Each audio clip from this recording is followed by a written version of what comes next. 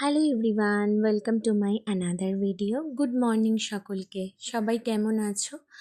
আজকে সকালবেলা বাইরে পড়ছিল টিপটিপ করে বৃষ্টি। রোদ্দুর একেবারেই না থাকায় আমরা দুজন গিয়েছিলাম আমাদের বাড়ির কাছেই একটা নার্সারিতে।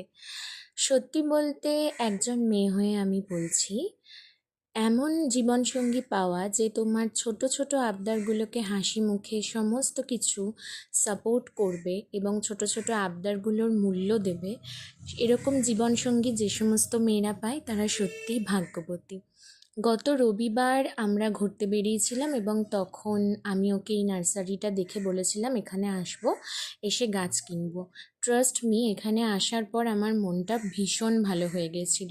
এত সুন্দর সাজানো গোছানো, আমার খালি বারবার এটাই মনে হচ্ছিল কাশ এটা আমার বাড়ির একটু কাছে হতো, আমি বেশ প্রায় দিনই এখানে আসতে পারতাম।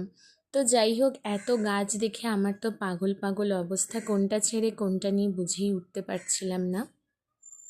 আমি বেশিরভাগ ফুল গাছই পছন্দ করি, কেননা রোজ সকালে ঘুম থেকে উঠে দেখবো খুব সুন্দর সুন্দর ফুল ফুটেছে, এমন গাছই আমার বেশ ভালো লাগে। ইচ্ছা আছে আরও কিছু ইনডোর প্ল্যান্টস নেওয়ার, সেগুলো পরের দিন গিয়ে আমি নেব। তো গাছ নিয়ে তারপর সেখান থেকে আমরা বেরিয়ে পড়লাম। বেরিয়ে একটু ঘুরছিলাম, কেননা আজকে রোদ্দুরটা যেহেতু সেরকম নেই।